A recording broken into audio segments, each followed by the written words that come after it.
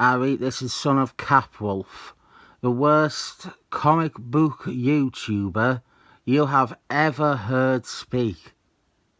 I love the Marvel and books, all of them. They are my bread and butter. More recently, I became obsessed with the 90s series, the Master Edition, because unlike the other versions, this one was designed with no end in mind. Unfortunately, the end did come, 36 issues in, with many characters profiled from all corners of the Marvel Universe. But the way the heroes and villains had been divided up across the issues meant that by the end, there were still some incredibly important characters who never did receive an entry in this format.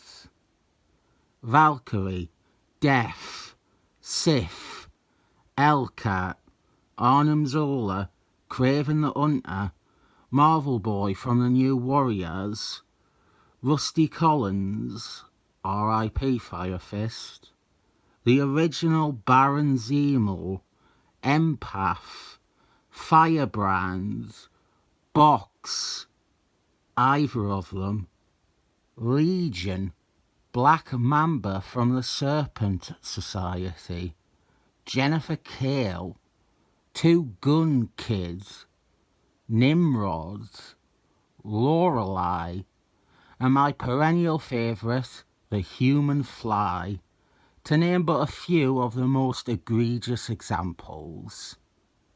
By the way, yes, I am using real names in this one for the sake of clarity. I could go on listing examples like Mimic or Crow or Sebastian Shaw, but that's not what I'm here to do. Instead, I have managed to compile a wide selection of unused art for profiles. All the art is by Keith Pollard and Joe Rubenstein, who did every piece for the series. And now I am providing a, hopefully, interesting insight into some of the changes that affected the series, and some of the characters or costumes we almost got to see in the Master Edition. We begin with Alita from the Guardians of the Galaxy. Some of these, the Guardians ones, they have this guy's watermark on. Ideally, I didn't want to include somebody's watermark, but I didn't really have a choice here. This was the original art done for Alita. She is wearing her costume from the beginning of, or rather, her first costume from the 90s run. However, when the time came to use her profile, she had changed costume. And this one, we also have the first pass at alteration to that original art to try and bring it up to date. Keith Pollard drawn over what he had done. The eventually printed version instead was an all-new piece, and Alita was now indexed under the Star-Hawk name, which she sparingly actually used in the comics. This one is Archangel, and while nothing has really changed, I wanted to show this because what does happen is, in the published piece, they had to shrink down the main art piece due to his wingspan taking up too much room. There are a few examples of things like this that I have included. Here is our first unpublished character profile. This is Battle Axe, female wrestler from the New Grapplers and the Unlimited Class Wrestling Federation. She first appeared in the Things series during his wrestling days. Battle Axe is notable as having never received her own entry in a handbook ever. Her only other appearance is as a Ez in the deluxe edition entry for the Grapplers. Another updated piece now. Blade was originally to be profiled in the classic Tomb of Dracula 70s attire. And maybe it is just me, but Keith Pollard seems to have channeled some Gene Colan into the character's coat. Blade was redesigned as part of the launch of the Night Stalker series and the rise of the Midnight Suns. So the printed profile was that outfit instead. Boomslang, another one we didn't get. And as I said, some of these are, well, this is a photo of not even finished artwork. And some of the others are tiny thumbnails of such. Boomslang is one of the Serpent Society members we never got, while Black Mamba, a very significant member of the group, is easily the white whale of the team. Boomslang, Black Racer and Coach Whip are our other absent members. This was meant to run in issue 14, but for whatever reason was dropped, and Boomslang never managed to find his way back in the next 22 issues. A very minor change here. Captain Marvel, Monica Rambeau, her piece was completed with a traditional air, but this would be replaced with the dreadlocks she was sporting occasionally in the mid-90s. Another Guardian. This one I don't think you will be able to even see. Very faintly, if you look, you can see Charlie 27's artwork was first done with him in his design from the start of the Jim Valentino series. The main thing is you can see the outline of the old wristbands above his glove. I don't really need to show the printed version. I don't know why I included it. Major design change with Deathbird. This here is a more vintage Deathbird. Even by the time this was commissioned, it was not very representative of her appearance in Uncanny X-Men 275. This was scrapped, and the character was redrawn in the duds she was wearing in Operation Galactic Storm. From the looks of it, completely redrawn too. Drax the Destroyer was drawn, I would have to assume, for one of the very first issues if they're using this design. He was in the original, more slender look for the character. Of course, his rebirth in Silver Surfer saw him in a much larger body, which is what was printed. However, I do think this is one of Pollard's worst efforts for the series, with the character's proportions and hulk and body being completely off. It's likely Pollard was working off Angel Medina's work on Warlock and the Infinity Watch, and he misinterpreted Medina's style within the anatomy. I think referring to Ron Lim's depiction of Drax would have yielded a more accurate model for the character. While the art is clearly the same piece with edits and redrawn elements, this is sort of an unused character. This is Dreadnought 2000, a redesigned version of the Hydra Dreadnought that appeared in, I think it was the Hero Killers crossover. This is that, Dreadnought 2000, but what was included in the series was instead a standard Dreadnought, with Dreadnought 2000 acknowledged in the text on the reverse. An unprinted one for Ereshkigal, the deviant villainess modelled after the Babylonian god, who at that time was or had just appeared as a major villain in Quasar series. Part of me wonders if the abandoning of this profile may have been due to her appearances in Quasar being ongoing. One thing I will say, which I had never ever even noticed before now, is that she has a wing-shaped cape. I always thought she simply had wings.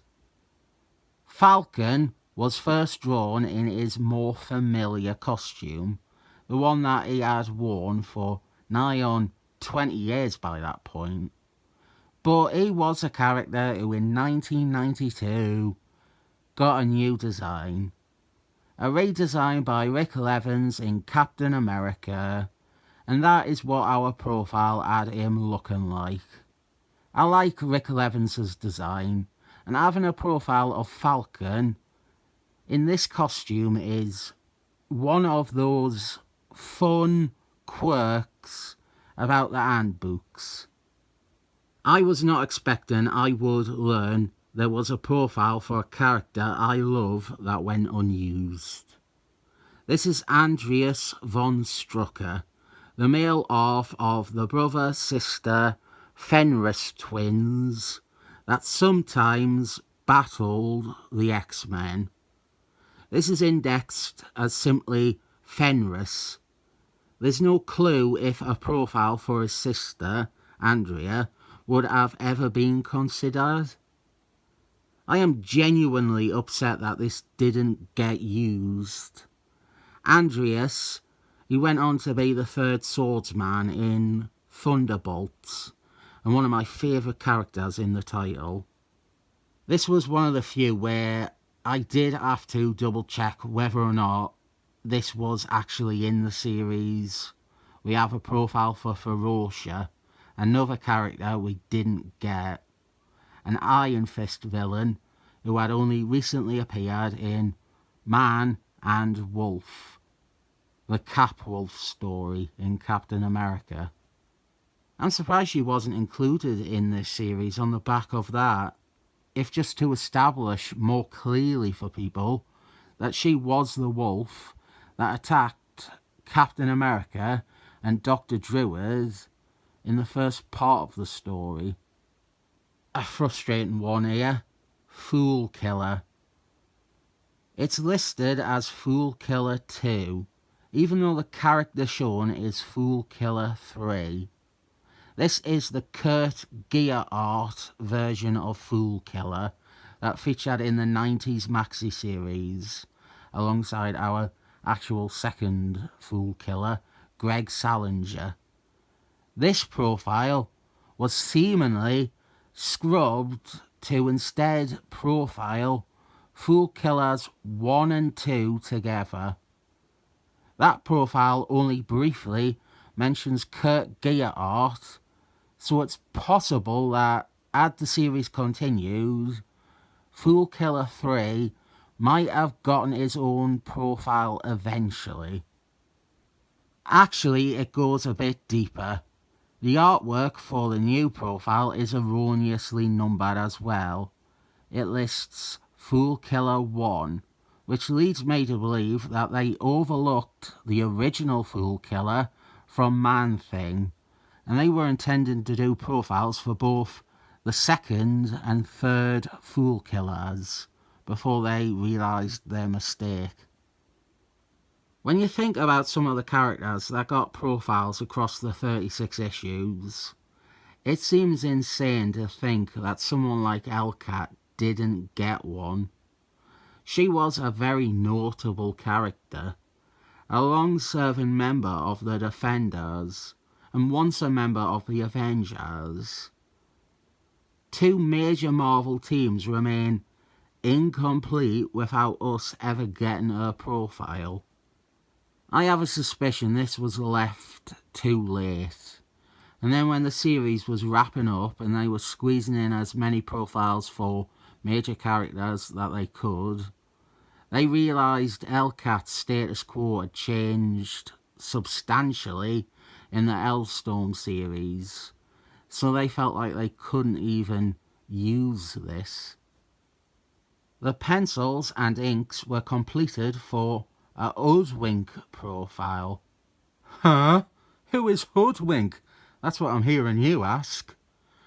Hoodwink is or was one of the Sisters of Sin. She was previously known as Sister Dream. Captain America enemy, very, very minor.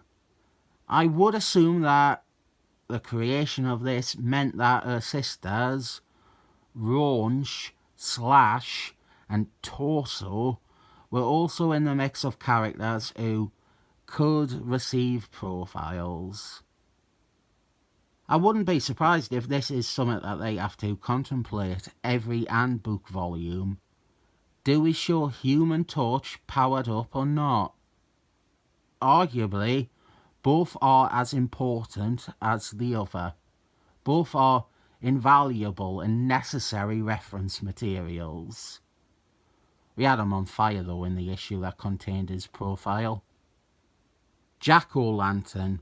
What you're seeing right now is the original Jack-O-Lantern. This is his look. However, that character had adopted the Hobgoblin identity. He became the second Hobgoblin. In Captain America, we were introduced to a new Jack-O-Lantern with a new design, again by Rick Levins. And that is what was eventually profiled. But it really highlights for me how great that original design was. There's nothing wrong with the new look, but I definitely prefer the old one. On the topic of outdated costumes, and continuing what we had with Fool Killer, we have some confusing numbering. This is Jester, the Daredevil enemy, Jester. This is what he wore in some Gene Colan Daredevil issues. It is numbered as Jester 2, although Jester 2 never wore this Gene Colan design. Maybe, just maybe, like Fool Killer, they were going to have two profiles for the separate characters, and what is listed as Jester 2 was actually Jester 1, and then the one that we got was what would be Jester 2's artwork.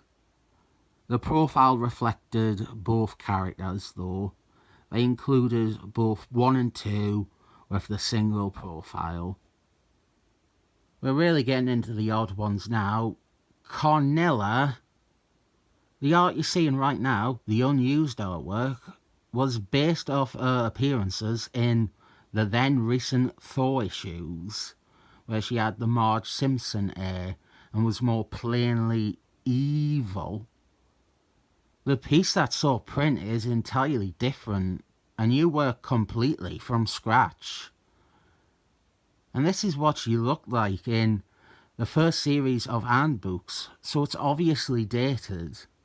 And the other thing is, I don't think she ever actually wore this in a proper comic. Maybe Thor 353, it's hard to say, she's quite far away in the panel. That might be the only time she's looked like this. Hannibal King had his head redrawn. Don't know from what, but you can see the head has been redrawn. This will have been, like Blade, to more accurately reflect his appearance in the Night Stalker series. It's a shame we can't see what was underneath the new art. This one sucks. We had artwork done for the Kree, generic Kree military, no insignia or rank on the chest. We all know the look. I do wonder what colour it would have been, because the colours are also tied to rank. But it wasn't used anyway, in favour of the new, remodelled post-Operation Galactic Storm, Kree. Bleh. Now this one is unique. This is the only example I found of an unused update. The person, the guy who owns this, the person whose blue watermark that is, he missed something. He believed this was before they added the trench coat for the profile that was in issue 19 of the series. If you look closer though, it reads issue 33 in the margins. This was meant to be an update to Major Victory, which was his symbiote costume. He started wearing this in Guardians of the Galaxy 38. I'll show a picture of it now just so you know that I'm not talking shit. Actually, now I realise, I think the guy who owns these commented on one of my Guardians reviews and he hates me. Night Thrasher showed this at the start. This is Keith Pollard did his first design, but then by the time we got Night Thrasher, he was in a different costume with more red lining and red accessories. I cannot decide if this is an update or a decision. It could be either. We have Professor X, and he looks very boring and unexciting stood there. He was in his Shi'ar other chair in the actual issue. As I said, this could be updating it to reflect continuity from Uncanny X-Men 280. Or it might have been that drawing the character standing up like everyone else wasn't the right choice. Rage. We have a Rage that is wearing the short-lived costume he wore from New Warriors 27. I think he wears it in Infinity Crusade as well. By the time they ran his profile, he had completely new art and was now wearing a newer costume. I do wonder if maybe they even had art done for his very first costume, the one that came before both of these. It's possible. The series started in 1990 when he was wearing that. Reptile from Silver Surfer. This is another case where we have a full-size turnaround here, but they had to shrink it down for the issue. Wish they found a better way to handle stuff like that. Another one I still can't believe we didn't get an entry for was the Sentinels, but there was one drawn up. Nothing Sentinel was profiled. Nimrod, Master Mold, the Tri-Sentinel, even Sebastian Shaw, who financed the Sentinels. I think the Master Edition must have just hated Sentinels. Sin, Red Skull's daughter. Art was done for a character profile for her. She was never that big a character. I can understand this being dumped. It's a shame, but I can understand it. Sif, on the other hand, I cannot believe they actually did art for this. They started the process and then decided this very important character doesn't get one. This was meant to be in issue 27. I think Sif's design might have been a factor. I'm pretty sure this was out of date by 1993. This would have been how she looked in late 1991, early 1992-ish. Not 1993. One more Guardians profile, Star-Hawk. He was going to be covered when he was in his Dark Star-Hawk period, which didn't last because Jim Valentino left. And there wasn't even a Dark Star-Hawk story, really. It was how he looked for a few issues and it went nowhere.